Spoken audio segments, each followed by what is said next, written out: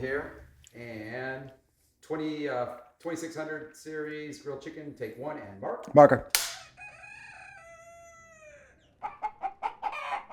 The first thing for me is when you're grilling,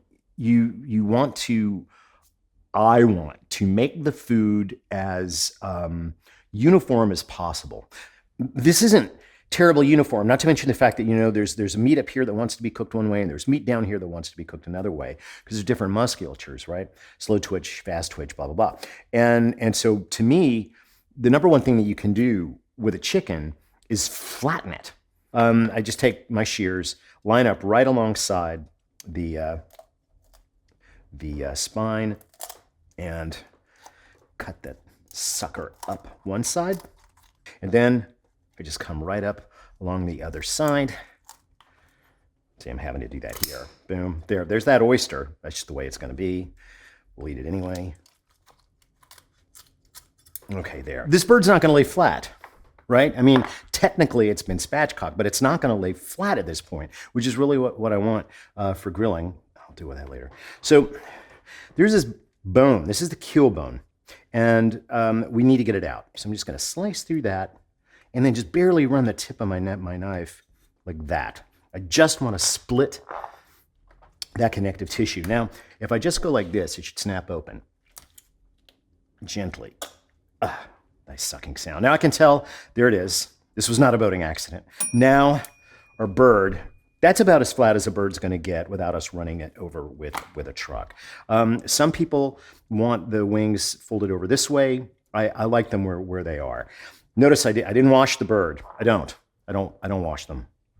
I cook them. I'm gonna take a second to clean up so everybody's not grossed up. So just listen to some interlude music or something. If I were to just slap this bird on the grill right now, it would cook, but it would never really brown splotchy. And that's because there's too much moisture. So I'm gonna salt both sides of the bird.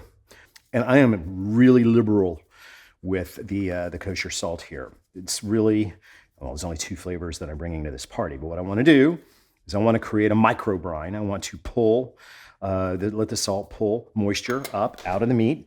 And then we're gonna basically dry that meat, creating something called a pellicle. I'm going pretty heavy with the pepper, and then that's all I'm doing.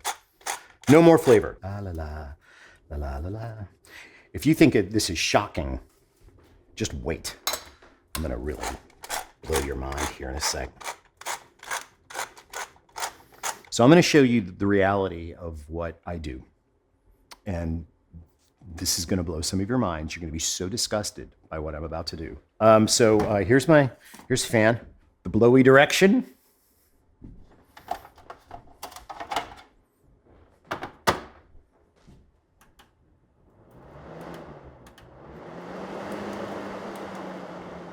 This is a very blowy fan, very powerful fan. So I'm turning it to low and turning my $37 Casio stopwatch. And I'm gonna let this go for half an hour, and I'm gonna flip it. Oh, FedEx man, I wonder if he brought me something. We're gonna have to go answer the door. I'm going to let this go for 30 minutes, flip 30 minutes, then 30 minutes, then 30 minutes, total 2 hours. Okay, cut, I gotta go talk to FedEx. Mark! Sorry. Get on in here. Get on here, look at this. So this has been on the fan for half an hour. And you can see there's a good bit of moisture that's actually been pulled up, even on the skin side, which tends not to give up as much. So now we want to, of course, let some of that will penetrate back down into the meat, but time to flip. So there we go, I'll turn it so that you can, no, it doesn't look dry, because the salt is still doing its thing. But remember, this is gonna go for another hour and a half, at least. So we've got the chicken kind of under control. We know the weight of the chicken. We have flattened the chicken. We're doing a cure on the chicken, kind of a micro brine and drying situation to try to ensure that by the time it goes over the heat, the skin will be nice and dry. I'm not a big fan of round grills. to be really honest with you. I'm not. It's my personal preference. But we did have one from, I don't know, this may be 20 years old. I'm not sure. This is a round charcoal grill. And yeah, round, brand name. Why am I not a fan of these? Well, I mean, like, okay, so it's got vent control on one side on the top. You got vents down at below, which are, really kind of rudimentary. And if they get clogged up with ash, that's a problem. You've got a rail or a rack for the charcoal. And then now they make these guys so you can add on charcoal. Like there's one there's one characteristic of round grills that other grills don't have that we can take advantage of. And it's this. This rack turns. That is something that we can take advantage of when we're trying to hack predictability, repeatability, and remove the unknowns. This is something that will actually come to service if we play our cards right. One of the things about these guys, like, there's nothing to take a temperature, right? There's not even a hole, and I respect that, I guess. I punched a hole. Let me show you. So I drilled a hole. What I'm going to do is this is a really nice temperature probe. It's made by a company called ThermoWorks.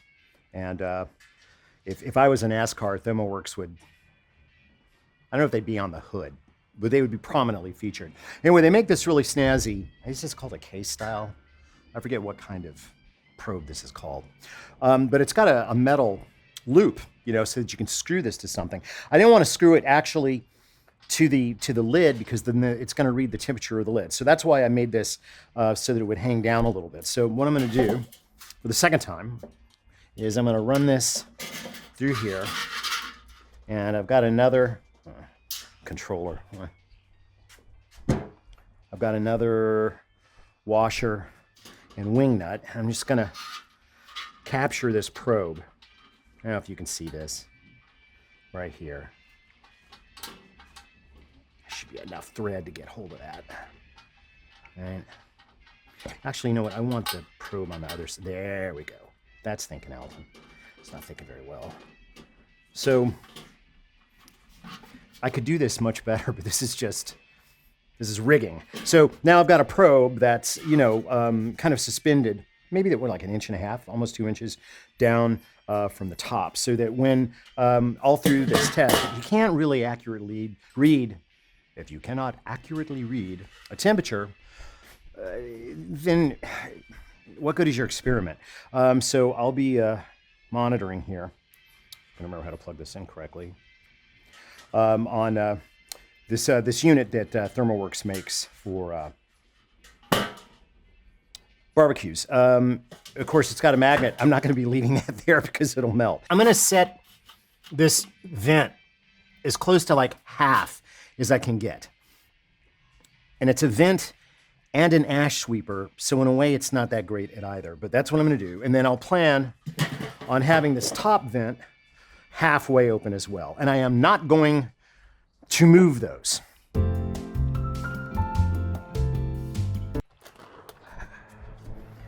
The chicken is almost ready, so I'm just going to bring out my supplies, everything that I need here for high-end culinary grill testing.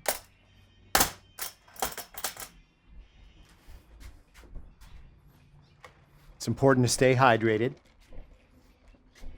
Nothing but water in there. You'd be very disappointed. Here we go. Let's see. I've got my fire extinguisher. We'll put that over here too. But the first thing that I want to do, I forgot my notes. I have to get my notes. I got this with a chicken. Is we're going to have to weigh the charcoal. All right. Bob's charcoal. Okay, that's pieces like this. These are, well, that one's okay.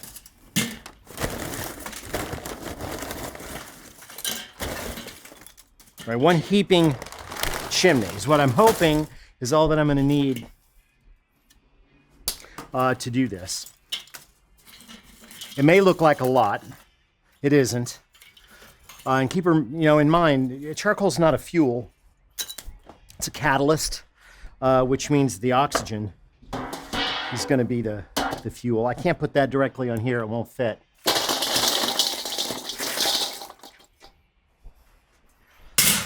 Dropped one. 1,240 grams. 1,240 grams. Now, I didn't bring my notes. I'll have to write that down. I'll text myself.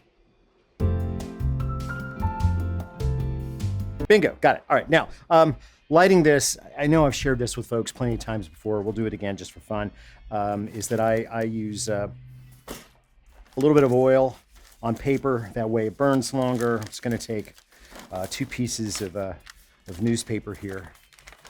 I'm just going to put a little oil on that. Last time I did this, somebody complained about the fact that I was using expensive oil.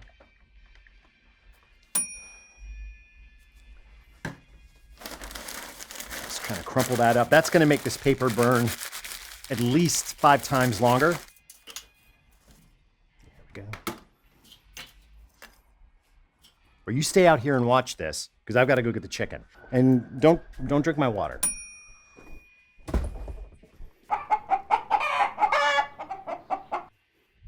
Chicken, look how dry.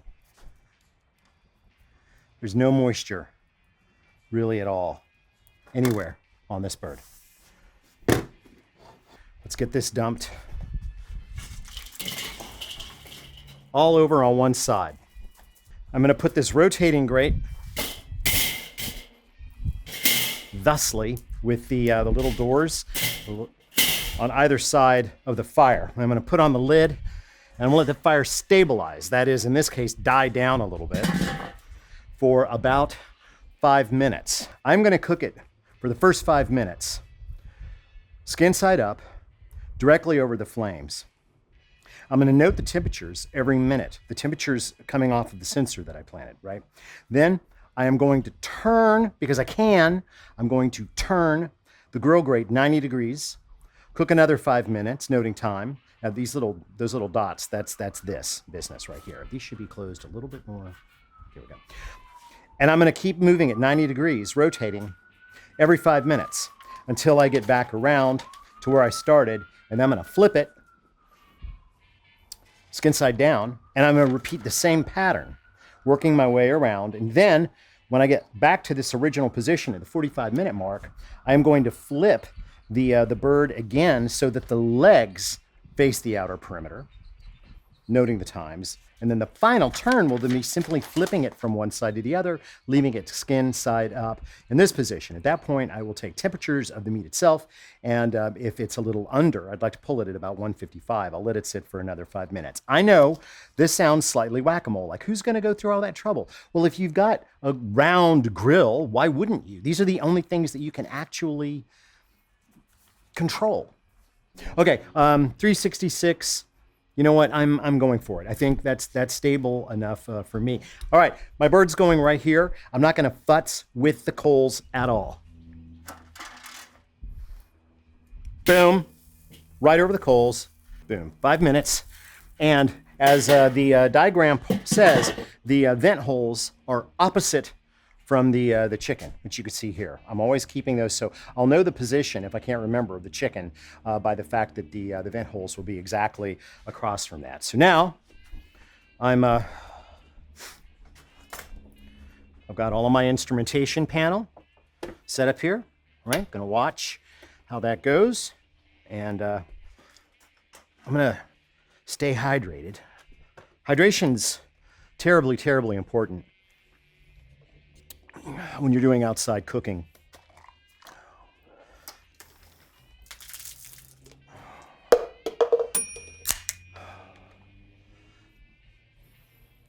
All right, we're at the 5 minute mark, 398.4. I'm just gonna write that down as 398, which means our heat's going down a little bit, and it's time to rotate. I wanna make sure I don't pull my desk over. That would be bad. Rotate. 90 degrees, and the lid also is rotated 90 degrees. And I'm gonna start the clock again. So we'll just keep doing this, rotating every 5 minutes until it's all over. Stick around. And 4, 3, 2, 1, 0. 387.9. 387.9. There you go. I'll turn it so you can see that. What do these numbers really mean? Above all, it's a trend indicator. Do I think that that's actually what the temperature is at the surface of the chicken? No, I do not. I think that's what the temperature is an inch underneath the top of the lid. So at the end of this period, you notice that I've got the time of the cook and then the cumulative time. So we started at 5. After this, it's 5:10, then 5:15, and onward and onward.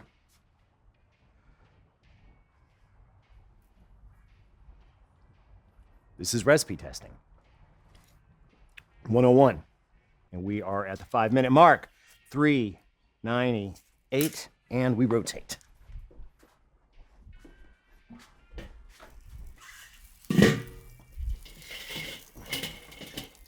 I'm hoping if I can get 2 tests with very, very close to the same numbers, then I'll know that I can start making real changes to the procedure. So every time we take the lid off, we're letting heat out, but we're also letting air in. So we're letting the coals take this big gulp of fuel. Because remember, they're catalysts. They're actually burning oxygen, well, like any other fire. Not any other, but you get the point. So it gets a big breath. And the heat builds as that air kind of depletes, because I am not going to give it more than half a vent or half on here either. Now, right now, we've got really clean heat coming out of here, really no smoke. But we will once we get back directly over the fire.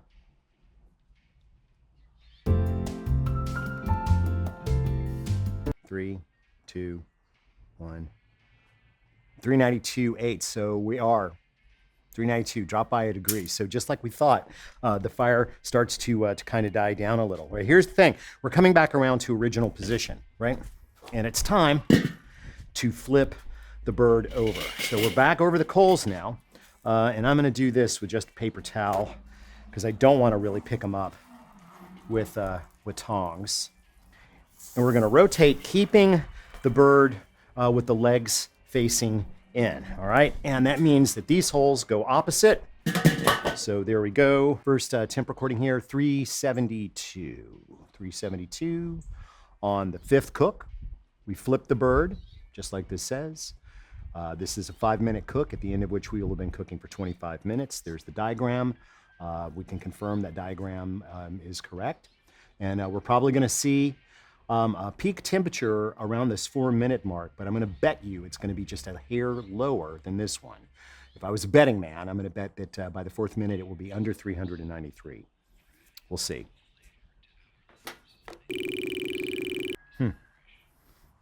I'm not going to change it. I'm not going to do anything. 364. 1 minute to go before the turn. It's got to stabilize. No, it doesn't. Damn you. Yeah, so we're at 362. That is way under where I've been in this process in the past. With 20 seconds before the rotation, I'm going to add one handful of charcoal after the turn, because that'll put the door in the right position. I didn't do anything different, so I don't know what the deal is. All right, 361 at the end. 361, and we turn, and I am adding some charcoal. All right, here's our turn. We'll make it 2 handfuls because they're small hands. Okay, and this guy goes around to here. All right, now we'll see what happens. I probably shouldn't have put that charcoal on there, but I really don't want to see the temps below 380. I just have that in my mind as a benchmark. And now we're just working our way around to hopefully use that radiant energy to get every angle of the bird. Because what I'd really like is at the end of this procedure for the bird to look evenly browned. Even if it's not perfectly cooked, I'd like it to look perfectly cooked. That's terrible. So we're higher now than actually I was in that last test. So I probably shouldn't have added that charcoal. It's good. It'll be fine. And rotate this guy.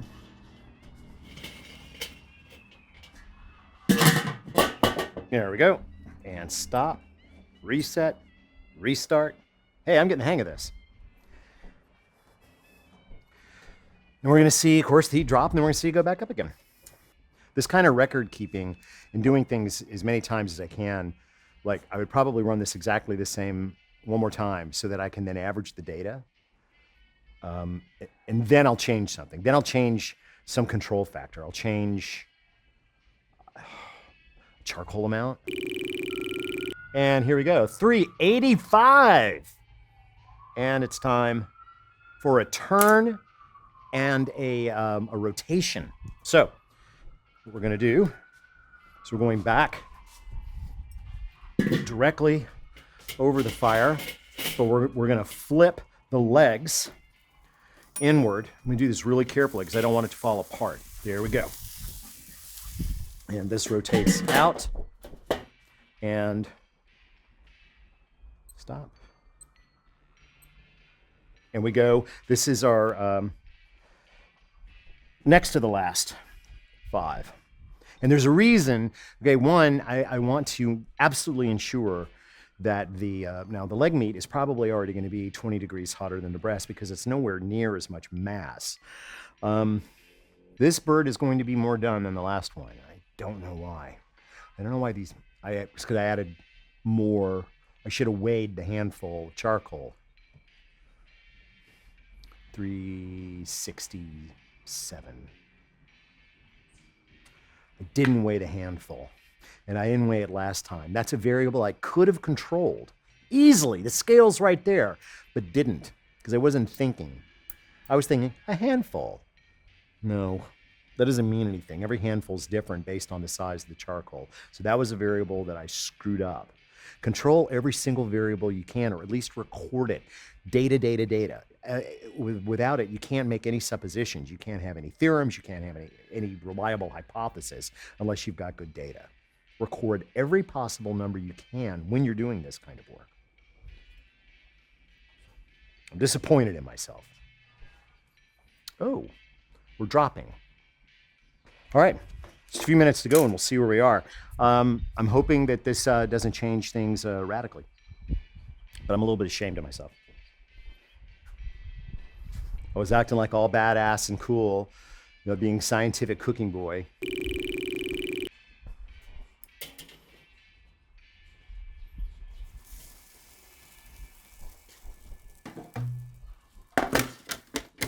All right, let's see if I'm right.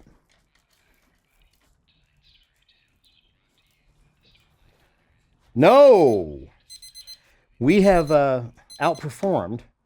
That's higher than I would like this bird to be. Let's talk about how that happened. I think it happened because we trended higher in the heat during, if I look, okay, it's like in the 8th cook, when we were at 366, 372 and whatnot, we were much lower last time. When we were in that phase, we were down at 322, 303, 306, 310 compared to these numbers. So for some reason, and I've got to figure this out. So what I learned, we've got to keep the heat down more. So what I'm going to do is I'm going to take all of the data, all of these numbers from the first test, and then all the ones from the second test. I'm going to then figure out the offset, and I'm going to have to assume, wait a second, the weight, the only other thing that I didn't double check. So the charcoal last time, 1109. All right, 2609, take 1 and mark. So, the proof is in the pudding, or in the poulet.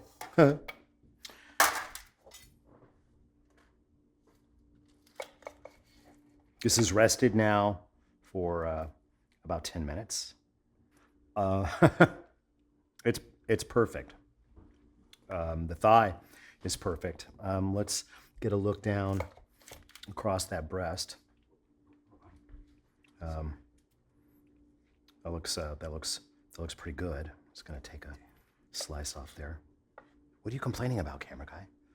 Ah, you're not happy. Good. Oh, it looks good. This method, if you own a round grill, works. I don't like round grills, but now maybe I can. The problem is replicating this on any other grill is going to be moving the chicken around a lot more. So I got to think about it. So that's it for this rather unusual week of Alton Brown Cooks Food. There's our chicken. It's a little nugget of nonsense. That's what I call those. Yeah, see you next time.